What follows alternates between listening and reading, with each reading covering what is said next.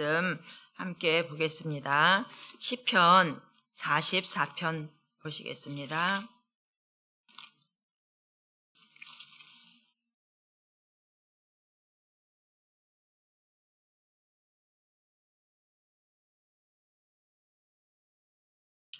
시편 1절부터 26절까지 좀 길어서 이렇게 자르려고 했다가 또 자르면 내용이 잘 연결이 안 돼서 우리가 시편을 언제 잘 읽어보겠습니까? 그쵸? 그냥 이 새벽에 하나님의 은혜로 길지만 한 절씩 교독해 읽어보겠습니다.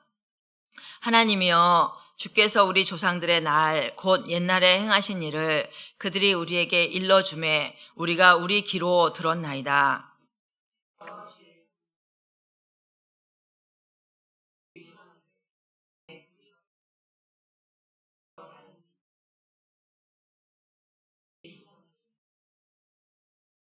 그들이 자기 칼로 땅을 얻어 차지함이 아니요 그들의 팔이 그들을 구원함도 아니라 오직 주의 오른손과 주의 팔과 주의 얼굴의 빛으로 하셨으니 주께서 그들을 기뻐하신 까닭이니이다. 하나님이여, 주는 나의 왕이시니 야곱에게 구원을 베푸소서. 우리가 주를 의지하여 우리 대적을 누르고 우리를 치러 일어나는 자를 주의 이름으로 밟으리이다. 나는 내 활을 의지하지 아니할 것이라. 내 칼이 나를 구원하지 못하리이다. 오직 주께서 우리를 우리 원수들에게서 구원하시고 우리를 미워하는 자로 수치를 당하게 하셨나이다. 우리가 종일 하나님을 자랑하였나이다.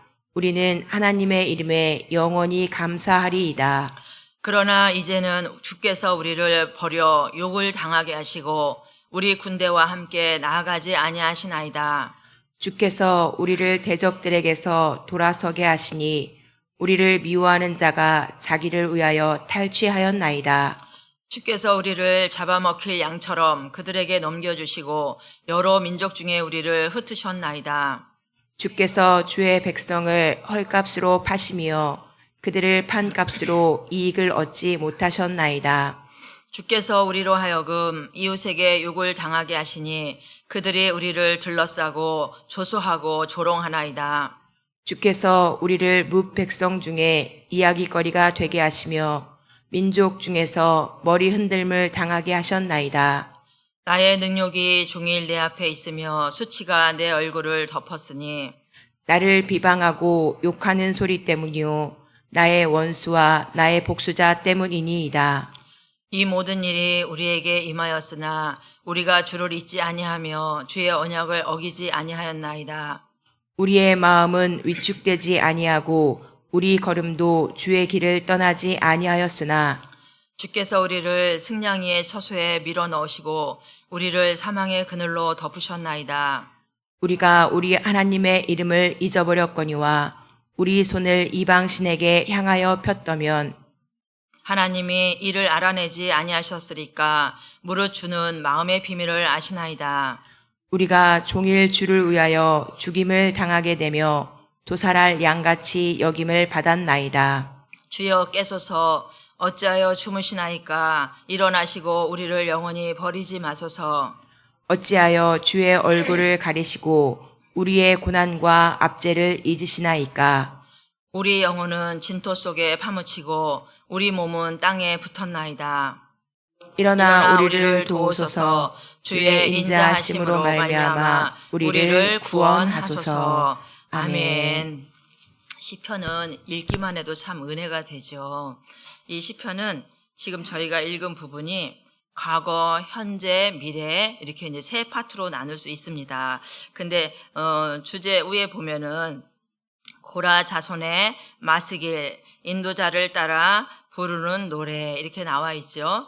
우리가 고라 자손 그전에도 한번 제가 설교를 한 적 있었죠. 이 고라 자손은 참 대단하죠. 반역의 그 주온 곳이 딱지를 붙이고도 하나님을 떠나지 아니하고 끝까지 붙어 있어요.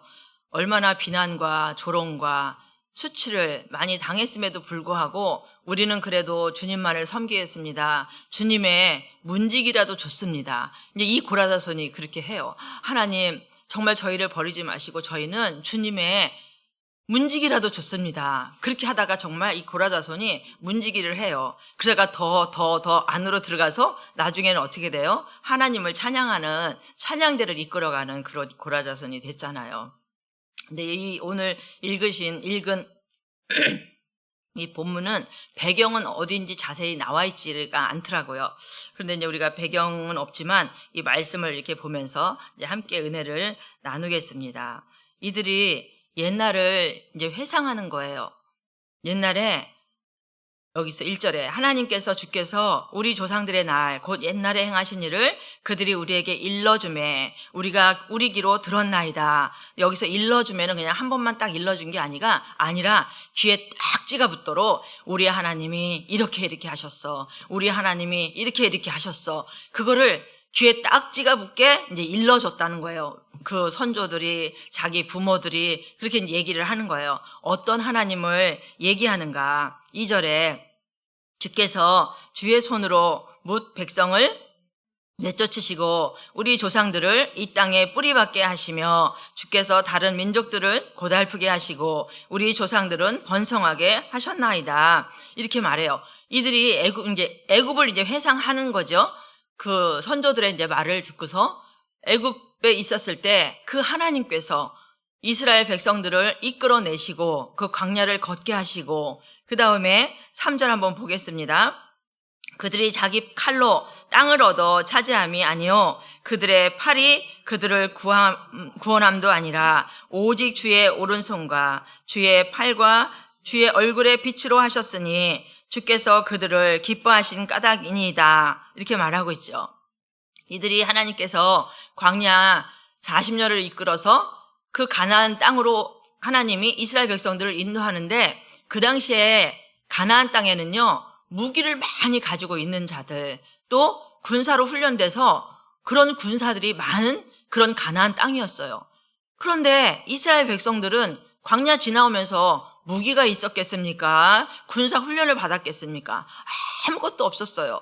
그럼에도 불구하고 하나님께서는 그 땅의 백성들을 아주 뽑아내고 하나님의 백성들에게 그 자리를, 땅을 주었다는 거죠. 이들이 이것은 우리가 잘나서 우리가 힘이 세서 우리가 무슨 무기가 있어서 거기를 간 것이 아니야. 그거를 이제 아는 거죠. 그들이 자기 칼로 그들의 팔은 힘을 말하는 거거든요. 여기서 그래서 우리가 구원함도 아니라 오직 무엇 때문에 하나님의 오른손에 주의 팔과 하나님의 능력으로 하나님의 힘으로 하나님의 얼굴 빛으로 우리를 무엇 때문에 우리가 잘나서 우리가 똑똑해서가 아니라 오직 그냥 하나님의 백성이기 때문에 하나님의 자녀이기 때문에 하나님이 그들을 기뻐했다는 거예요. 내가 뭘 잘해갖고 내가 하나님께 뭘 어떻게 해드려갖고 그것이 아니라 그냥 하나님은 하나님의 자녀들 그 자체가 기쁘신 거예요. 그래서 그 가나안 땅의 악한 자들을 다 뽑아내고 여기서 뽑아낸다 이런 뜻에는 뭐가 있냐면 포도나무, 더러운 것들 아니면 몹쓸 것들을 뽑아내 포도나무를 비유해요. 그래서 거기다가 하나님께서 좋은 포도나무를 심는다는 그런 깊은 의미도 있어요. 이들이 느끼기를 그래 맞아 우리가 한 거는 아무것도 없어. 그 하나님이 우리를 너무너무 사랑했기 때문에 하나님께서 하나님의 능력으로 하나님의 힘으로 하나님의 자녀가 너무너무 사랑스러워서 그 좋은 땅에다 우리를 심으셨어. 포도나무처럼 심어주셨어. 이런 표현이 여기에 나타나는데 이들이 그렇게 표현하면서 4절에 보면은요. 하나님이여 주는 나의 왕이시니 야곱에게 구원을 베푸소서. 이 하나님의 하신 일들을 보면서 하나님께 더 가까이 나아가는 그런 표현을 하고 있죠. 근데 우리가 알기로는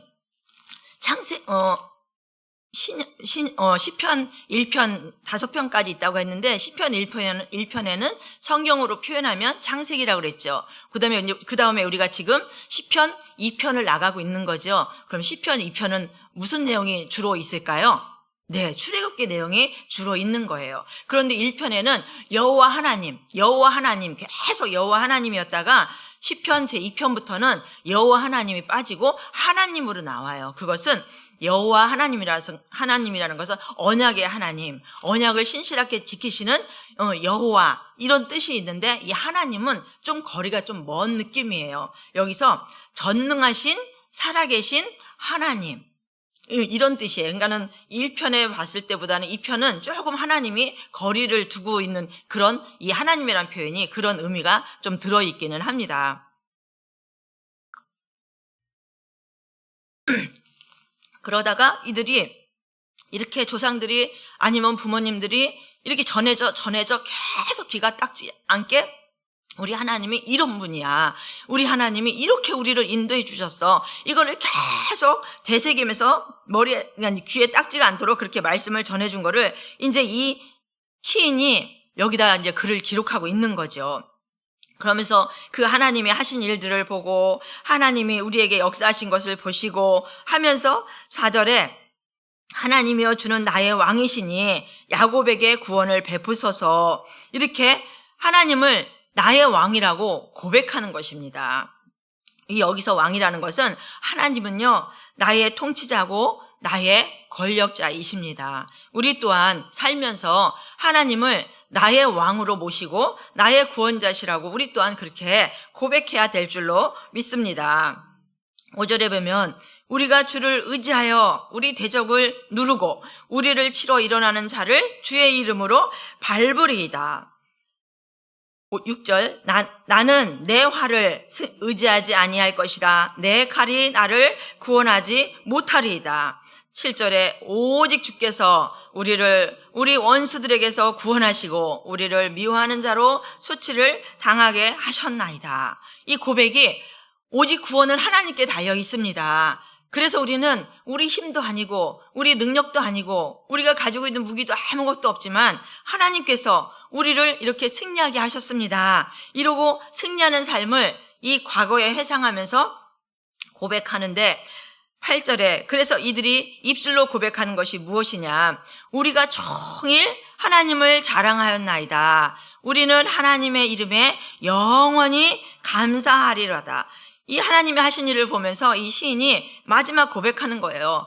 저는요, 하나님을 자랑할 거예요. 그리고 하나님의 이름에 영원히 감사할 것밖에 없습니다. 감사하면서 살겠습니다. 우리도 사실 우리 입술에서 이런 고백이 나오죠. 우리가 지나온 과거들을 생각하고 또 그 과거에 있었던 나의 삶을 바라보고 지금에 와보면은 하나님, 정말 하나님이 다 하셨습니다. 하나님이 저를 이렇게 이끌어 주셨습니다.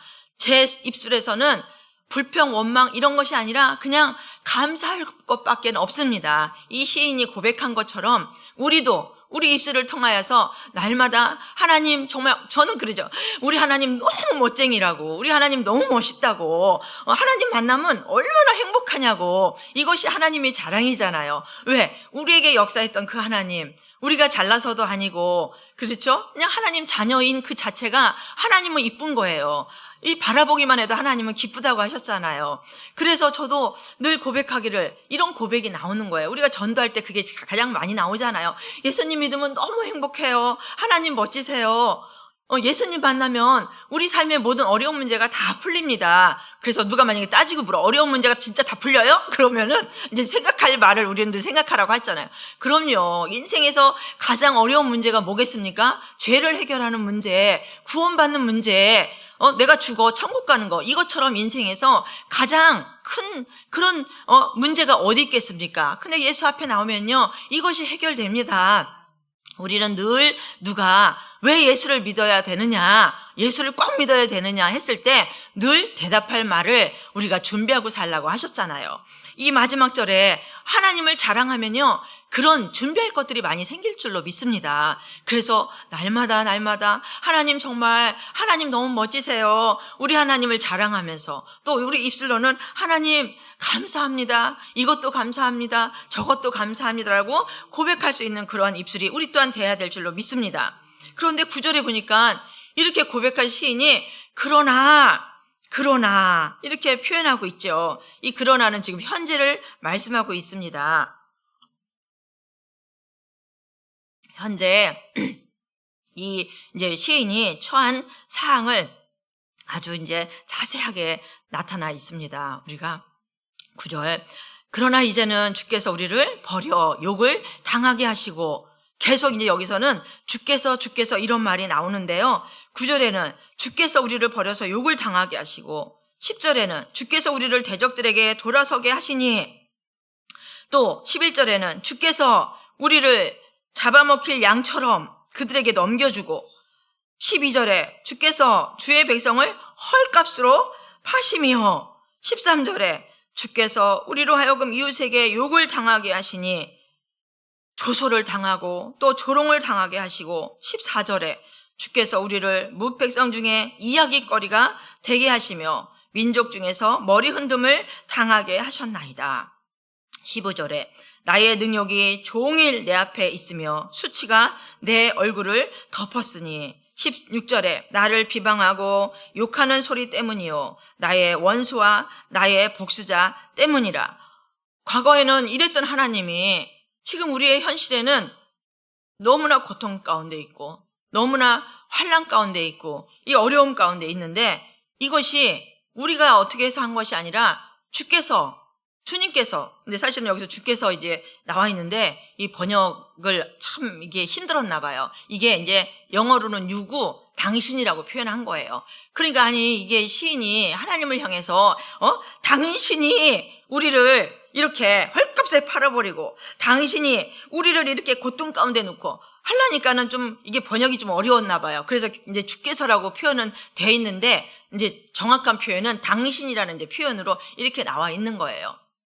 그렇다고 이 시인이 내가 지금 처한 환경 때문에 당신이 그런 건 또 결코 뒤에 보면은 이렇게 표현은 물론 했지만 자기 상황이 지금 너무 어렵고 너무 힘들고 이런 고통 가운데 있지만, 우리도 신앙생활을 잘하고 있는다고 하지만 우리도 똑같이 인간 사는 삶에서 너무 힘들고, 내가 정말 잘한 거라고는 예수님 믿은 거밖에 없고 하나님 믿으러 나온 거밖에 없는데 왜 이렇게 나에게는 고난이 많고 나한테는 이렇게 어려움이 많고 질병의 감옥, 또 가난의 감옥, 또 어렵고 힘든 것의 감옥, 어떻게 보면 감옥이잖아요. 그것도 그런 것에 우리가 처해 있을 수 있단 말이죠. 예수님을 믿는다고 우리 삶이 평탄한 건 아니죠.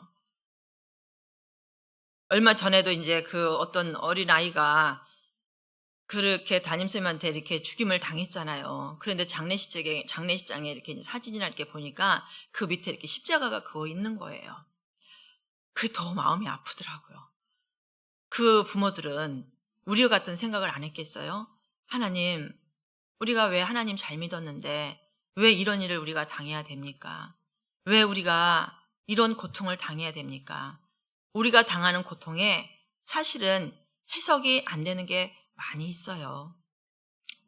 욥만 해도 그렇잖아요. 욥이 뭘 잘못해서 그런 어려움과 고난을 당했습니까? 사실 우리가 당하는 우리 개인적인 어려움이잖아요. 이런 거는 사실 아무것도 아닌 것이에요. 이 말씀을 보다 이제 이 뒷부분에 보면은, 이 뒤에 가서 보면은 우리가 이사야를 배우지만 이사야에서는 왜 그들이 고난과 어려움을 당해요?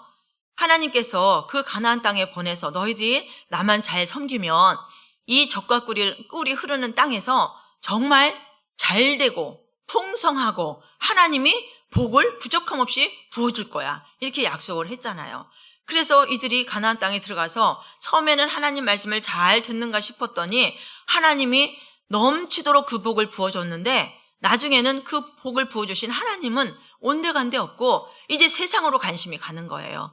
이 하나님을 잊어버리는 거예요. 지난주에도 나에게 예수를 잃어버렸습니까 했는데, 이들이 가나안 땅에 들어가서 자기들을 그렇게 40년 동안 이끌고 가나안 땅에 그 하나님께서 이렇게 포도나무 심듯이 옮겨준 그 하나님은 잊어버리고 세상을 향해 자꾸 눈길을 돌리고, 그래서 그들이 하나님을 배반하고 떠나고 이래서 이제 고통 가운데 또 대적의 손에, 이방 나라의 손에 넘겨지는 그런 사건들을 계속 보고 있잖아요. 그런데 이 17절에 들어가 보니까는 이들이 잘못해서가 아닌 것입니다. 17절에 보니까 이 모든 일이 우리에게 임하였으나 우리가 주를 잊지 아니하며 주의 언약을 어기지 아니하였나이다. 18절에 우리의 마음은 위축되지 아니하고 우리 걸음도 주의 길을 떠나지 아니하였으나, 이렇게 말해요. 저는요, 하나님 마음으로도 하나님 떠나지 않았고요. 또 내 길로도 우상을 섬기는 그런 길로 가지 않았어요. 이렇게 고백하는 것이에요.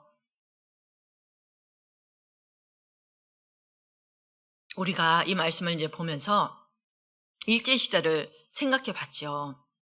일제시대 때 기독교인들이 얼마나 탄압을 당하고 억울하게 죽임을 당하고 또 많은 목사님들이, 그쵸?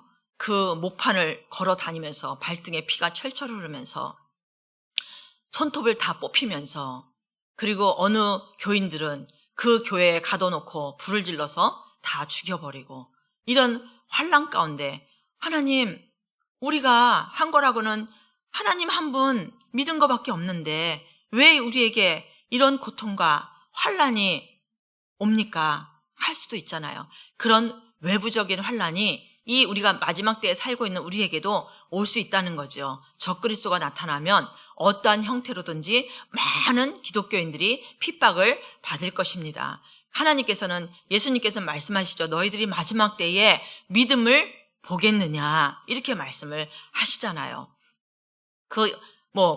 멀리서도 일제시대 때 그랬지만 지금도 북한에서는 성경을 읽다가 예수님을 믿는 것을 안다 보면은 경제 수용소라고 그러나요? 거기 들어가갖고 평생 나오지도 못하고 밥도 제대로 하루에 한 끼 먹으면서 이제 죽으라는 거죠. 그렇게 이제 고통당하고 살아가고 있고, 잠깐 어떤 중국의 영상을 보게 되었어요.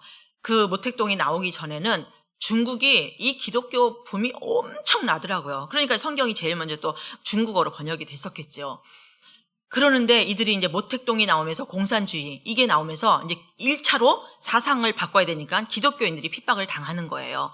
그래서 어떤 남자분이 간증하기를 자기가 이제 그 기독교인들을 박해하고 죽이고 고문하는 그런 자리에 섰다고 그래요. 그래서 예수 믿는 한 여인을 잡아다가 머리통을 막 후려치는 거죠. 그럼 막 피가 철철철철 흐르는데, 이들이 그렇게 맞고 고난받는 이유는 예수님을 배반하지 않기 위해서, 하나님 그분을 배반하지 않기 위해서 그분이 외치는 소리가 뭐냐면요, 그렇게 맞아서 피가 철철 흘리면서 이러더래요. 하나님, 저들은 저들의 죄를 알지 못합니다. 그리고 또 가하는 거죠. 그러면 피가 막 터져가고 철철 난대요. 그래도 그 여인은 네가 하나님을 믿지 않겠다고 말 한마디만 하면 살려주겠다고 하는데도 그 여인은 그렇게 맞으면서 피가 철철 흐르면서 그 말하는 게, 저들의 죄를 알지 못합니다. 아버지 용서하여 주세요. 그 말만 외치다가 그 여인은 그렇게 맞아서 죽었다고 해요. 그러면서 이제 모택동이 그 정권을 이제 잡고 있다가 죽었잖아요. 그 인간 신이었잖아요.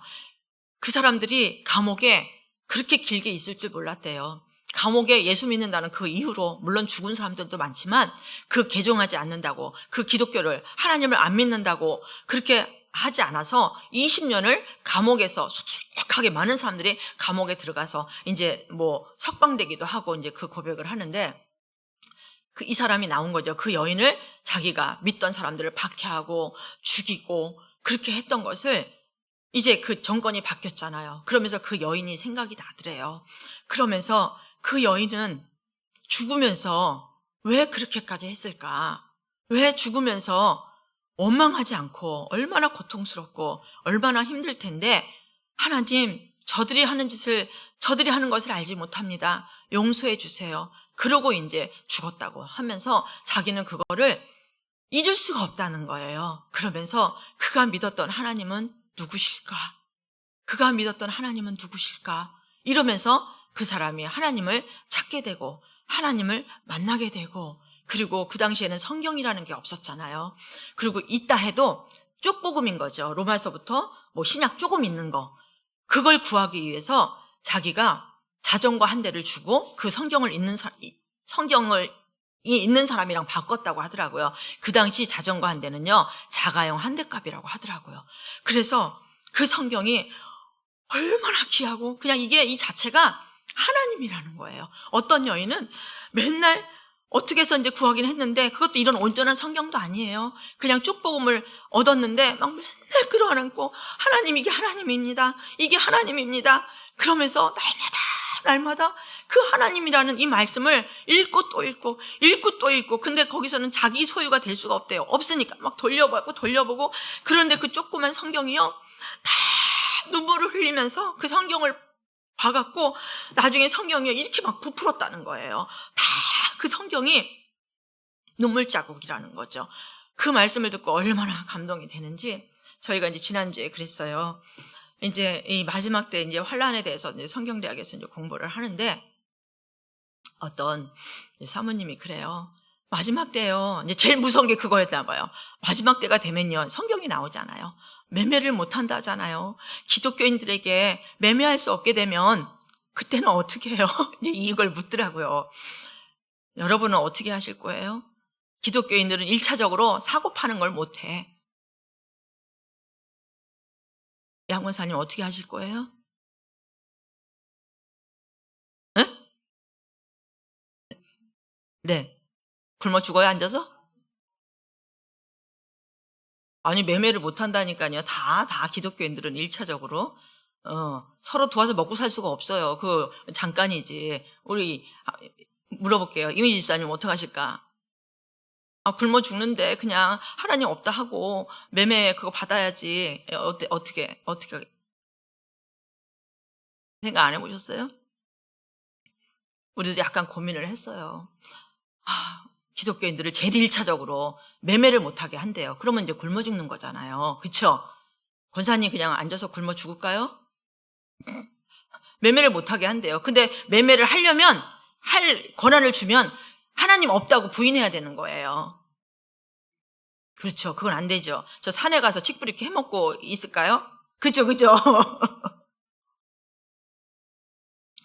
뭐 유지하든지 어떻게 다 산으로 가서 먹을 거 없었을 때 칡뿌리를 캐먹던 뭘 캐먹던 이제 그러는데 이제 거기 이제 성격대학 목사님이 그러시는 거예요. 이제 굶어 죽으라고. 왜냐면 우리가 굶어 죽으려고 하는 게 아니잖아요. 지금 우리 기독교인들을 박해하기 위해서 1차적으로 매매를 못하게 하고 만약에 그거를 하겠다 하면 이제 이 성경에 나오는 것처럼 666표를 받는 거나 마찬가지니까. 그래서 이제 굶어 죽으라고 하더라고요. 그래서 왜요? 아니 매매를 못하니까 굶어 죽고 영원한 생명이 있으니까 우리에게는 그 방법밖에 없다는 거죠. 그래 또 한 사람이 그래요. 아니 그거는 그렇다 치는데 잡아다가 손톱 뽑으면 어떡해요? 무섭잖아요 솔직히. 그렇지 않아요? 그게 우리한테 다가온다면? 그랬더니 그 목사님이 그거는 그때 가서 생각합시다. 스데반 집사님이 그렇게 복음 전하다가 죽을 줄 누가 알았겠냐고. 그런데 하나님께서 그때 되면은 이기힘을 주지 않겠냐고. 그래서 이제 위안을 받았어요. 그래요. 그때 가서 생각합시다. 이렇게 얘기를 한 거죠. 근데 지금 중국도 마찬가지고 우리가 일제시대도 마찬가지고 이들이 뭐 잘못한 게 없는데 그냥 이런 어려움이 온 거예요. 이랬을 때 우리는 말씀을 통해서 배우는 거죠. 우리는 이런 환란이 우리에게도 닥치지 말라는 법이 없잖아요. 그렇죠? 그랬을 때 우리는 이 선조들이 이 말씀을 통하여서 어떻게 그것을 힘을 얻고 살아냈는가 말씀을 통해서 보는 겁니다. 18절에 보겠습니다. 우리의 마음은 위축되지 아니하고 우리 걸음도 주의 길을 떠나지 아니하였으나 네, 이 사람이 시인이 이 하나님을 알았던 거예요. 조상들을 통해서 부모를 통해서 귀가 닦지 않게 이런 하나님이다. 하나님은 이런 분이다. 너희들을 구원하실 분이시다. 이 말을 가슴에 새긴 거예요. 그래서 우리에게 아까 앞전에 말한 것처럼 이런 고난과 환난과 어려움이 온다 할지라도 우리 마음은 위축되지 않겠습니다. 주의 길을 떠나지 않겠습니다. 라고 고백하는 것입니다. 19절에 주께서 우리를 승냥이의 처소에 밀어넣으시고 우리를 사망의 그늘로 덮으셨나이다. 우리가 우리 하나님의 이름을 잊어버렸거나 우리 손을 이방신에게 향하여 폈다면 하나님이 이를 알아내지 아니하셨으리까. 무릇 주는 마음의 비밀을 아시나이다. 우리가 종일 주를 위하여 죽임을 당하게 되며 도살할 양같이 여김을 받았나이다. 이 22절의 말씀은요, 로마서에 사도 바울도 고백했어요. 사도 바울이 복음을 전하다가 바울과 실라와 매를 두들겨 맞고 감옥에 갇혀 있었죠. 그런데 이들이 전혀 하나님 우리가 한 거라고는 하나님 전한 것밖에 없는데요. 왜 우리에게 이렇게 고난과 어려움이 있습니까? 말 한마디 안 했어요. 감옥에 갇혀서 위축되는 마음 하나도 없이 하나님을 찬양하고 기도하고 했을 때 어떻게 됐어요? 하나님께서 역사에서 그들이 있던 감옥이 복음화됐지 않습니까?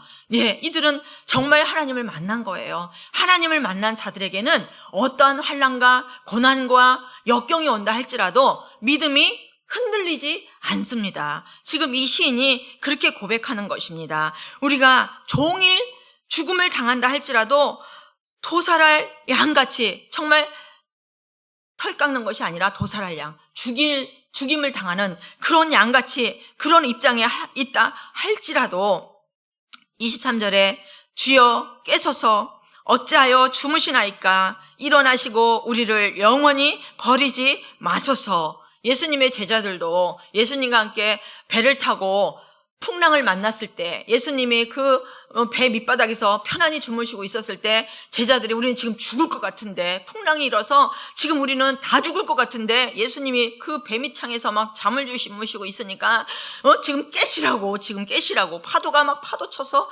우리가 지금 다 죽게 생겼나이다 빨리 깨시라고 이런 것처럼. 근데 주님과 함께 있으면 그죠? 죽지 않지요. 우리가 주님과 함께 있으면 어떤 파도가 온다 한들 죽지 않습니다. 아멘. 이는 알았던 것이죠. 그러면서 지금은 주님이 없는 것 같아. 주님이 나에게 역사하지 않는 것 같아. 주님이 함께 하지 않는 것 같아. 그래서 주님 제발 깨소서 일어나십시오. 주무실 때가 아닙니다. 일어나세요. 막 이러고 이제 시인이 말하고 있는 거죠. 그러면서 어찌하여 주의 얼굴을 가리시고 우리를 고난과 압제를 잊으시나이까. 지금 우리는 죽음을 경험하고 있습니다. 정말 우리 영혼은 진토 속에 파묻히고 우리 몸은 땅에 붙었나이다. 이제 더 이상 완전 바닥인 거죠. 땅에 붙어갖고 더 이상 일어날 수 없는 이런 상황입니다. 이렇게 이제 우리 주님께 하나님께 하소연하는 거죠. 그런데 이가 원망하거나 하나님을 향해서 불평하는 것이 아닙니다. 왜요? 조상들을 통해서 그 하나님을 마음에 만났잖아요. 그리고 그가 믿음이 있음으로 말미암아 어떤 환경이든지 흔들리지 않는 것이에요. 마지막 고백을 이 시인이 고백합니다. 26절에 다 같이 한번 읽고 마치겠습니다. 일어나 우리를 도우소서 주의 인자하심으로 말미암아 우리를 구원하소서. 이 시인은 이 하나님께서 우리를 도우실 분인 걸 알고 또 인자하심이라는 것은요 영원한 하나님의 사랑이라는 거죠. 바울도 자기가 그런 어려움과 고통 가운데 있었을 때에 이 아무리 어떠한 환난과 고난과 적신이 우리를 공격한다 할지라도 하나님의 사랑에서 우리를 끊을 수 없다라고 고백한 것처럼 이 시인도 마지막에는 하나님의 그 영원한 사랑으로 우리 민족을 구원하실 줄 믿습니다 라고 고백하는 것입니다. 우리 오늘 이 말씀을 통하여서 끝까지 우리는 내일도 사는 것이 아니에요. 오늘 눈 떴으니 감사. 오늘 하루하루 하나님이 주신 말씀을 내가 묵상하면서 우리의 소망은 어디에 있어요? 하나님께 소망을 두고 하나님만 놓지 않고 꼭 붙드시는 나의 왕이 되신 그 하나님만 붙드시고 오늘 하루 그죠? 내일은 우린 모르잖아요. 우리는 안개와 같은 인생이기 때문에 내일은 보장할 수 없는 거잖아요. 하나님이 또 내일 눈뜨게 하시면 오늘이 되는 거잖아요. 그런 것처럼 오늘 눈뜨고 나오신 여러분 하나님의 이 말씀을 간직하고 하나님의 그 만남을 간직하고 어떠한 환난과 고난이 온다 할지라도 우리의 믿음은 흔들리지 아니하고 우리 하나님은 우리를 끝까지 사랑하시고 하나님의 자녀를 여기서 기뻐하신다고. 내가 너만 봐도 기쁘구나. 내가 너만 봐도 행복하구나. 우리가 뭘 잘해서 하나님께서 우리를 사랑하는 것이 아니라 나의 자녀이기 때문에 내가 너를 사랑하고 나의 사랑을 끝까지 너에게 베풀 거야. 이 하나님의 음성을 간직하면서 여러분 또한 그 믿음으로 오늘 하루를 승리하며 이겨내시며 나가시기를 바라겠습니다. 아멘.